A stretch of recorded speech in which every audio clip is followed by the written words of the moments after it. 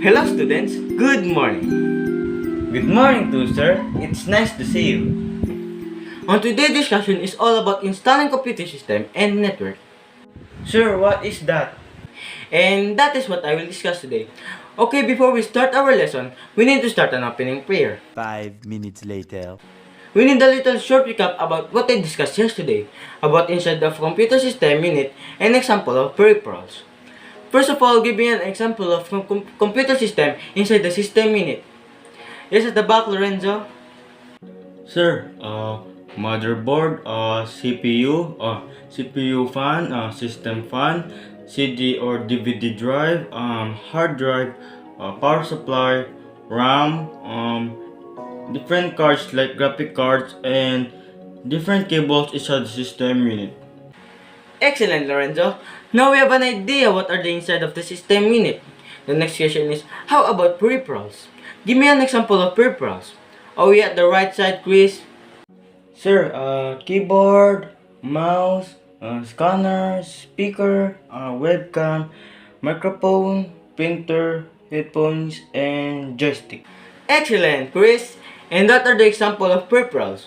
This lesson today that I will talk about is how do we install them? And installing network is also included in our discussion. First of all, is installing inside the system unit. If you know how to disassemble the system unit, you can easily install it just like this. What you first remove from the system unit will come first when installing.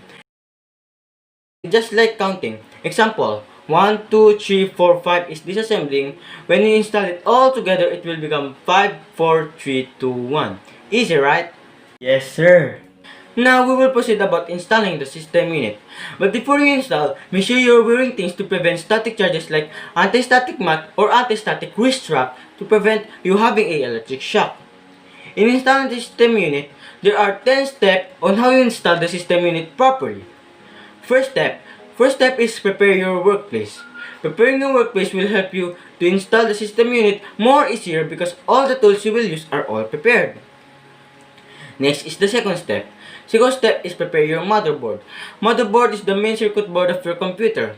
Make sure that all the things you will put in the motherboard are all prepared. Next is the third step. The third step is put the memory, RAM. RAM is a form of computer memory that can be read and changed in any order. To put the RAM, make sure that you're putting the RAM into its designated place. And after you're putting it, pull up the both tabs and lock the RAM and prevent it from falling. Sir, question. What if you put the RAM in the opposite direction? Does it still work? Nice question, Rance. If you put the RAM into the opposite direction, it doesn't work and it might damage your motherboard. Before putting the RAM, make sure it is in the right position. Next is the fourth step. The fourth step is put the hard drive. Hard drive is an electromechanical data storage device that uses magnetic storage into its designated place. The hard drive has its own place and is located near the front case of the system unit. Next is the fifth step. The fifth step is put the CD-DVD drive. CD-DVD drive is where you put your disc. Make sure that you're putting the CD-DVD drive into its designated place. It's located at the top right corner of the system unit. Next is the sixth step. The sixth step is put the power supply. Power supply supplies electric power to the system unit. Power supply locates at the back of the system unit, usually at the top of it. Next is the seventh step. The seventh step is put the CPU fan. CPU fan cools down the CPU heatsink. CPU fan located at the motherboard and where the CPU located. Next is the eighth step. The eighth step is put all the system fans. System fans cools down the other part of the device inside the system unit. The system fan can only be minimum of 3 needed and make sure they were clean. Next is the ninth step. The ninth step is put the shell of the system unit. The shell of the system unit used to protect the device inside the system unit and to lessen the dust that will going to stick on them. And also never forget to connect the sysfan one before you put the shell. Next is the 10th step. The 10th step is plugging. Plug all the peripherals, networks, or other devices like mouse, keyboard, speaker, etc. or that you will going to use in your computer. And now we are finished talking about installing the system unit. Next that I will discuss is about installing peripheral device like mouse, keyboard, printer, etc. First is mouse. The mouse is kind of pointing device. The mouse cable can only be plugged into the USB plug, or if your mouse is an old-fashioned and cable is like an O shape, this will be plugged into the colored green PS2 port. Next is the keyboard. Keyboard is a typewriter style device which uses an arrangement of buttons or keys to act as a mechanical levers or electronical switches. Keyboard is also just like the mouse cable, but the difference is the old-fashioned keyboard cable in O shape must be put into the colored purple PS2 port. Next is the printer. Printer is an output device that prints paper documents. The printer cable can be in USB cable or in parallel cable. Printer in USB cable is only compatible in USB port, while parallel cable is only compatible in parallel ports. Next is the speaker.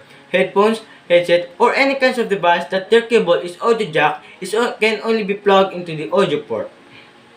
Next is about other device that helps the computer function effectively.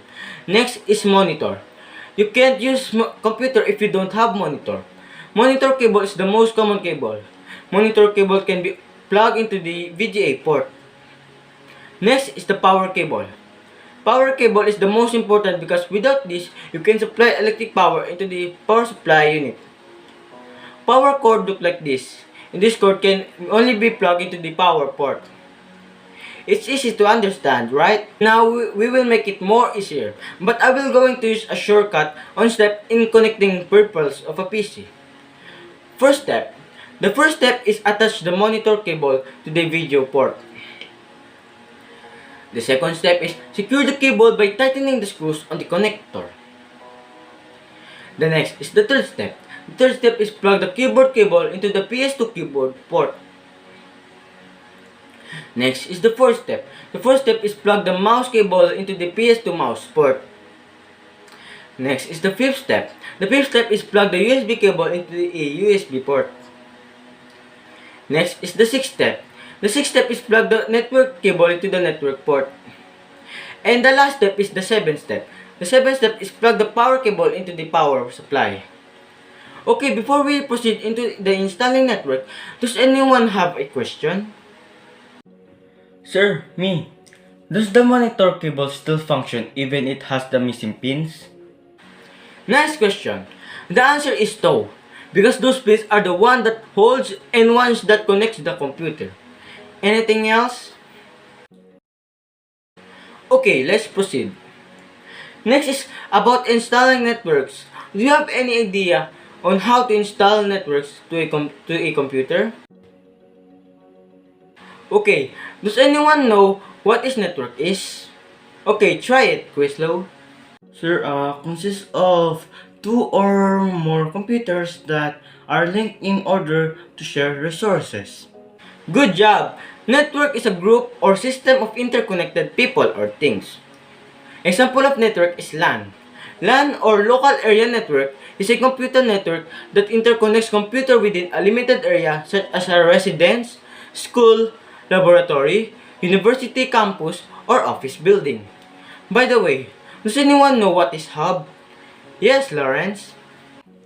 Sir, hub is a small, simple, inexpensive device that joins multiple computers together.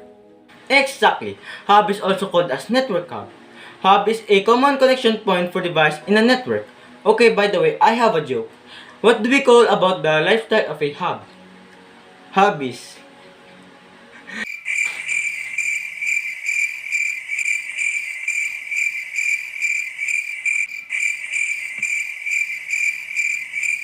Now we proceed about different kinds of networks and how to install them into a computer. First is a modem. Modem are also called as modulator demodulator. The modem is a device that allows give computers to share data or otherwise a device which lets computer exchange information. The question is how to install it from a computer. Use a RJ45 jack and plug it into the modem hub, and the other parts of the cable is plug it into the USB port of a computer. And now your computer is now installed into the network. And that is the end of our lesson 2. Thank you for listening. For tomorrow, we will have a short recap and recitation about this. Class dismissed. Exactly. Hub is also called as network hub. Hub is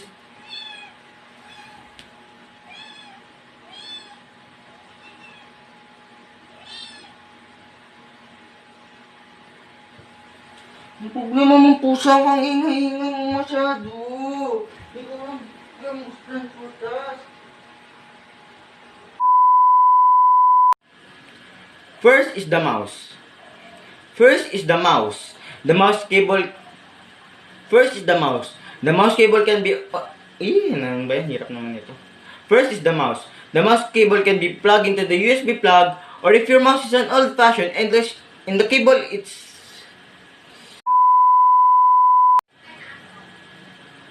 And now we are finished talking about installing the system unit. Next that I will discuss. And now we are finished talking about inside the system unit and lesson the dust that we're going to stick them. And also never forget to connect the sysfan one before putting it in. And never forget to put the system. And never forget to Next is the 9th step. The 9th step is put the shell of the system unit. The shell of the system unit protect the device inside the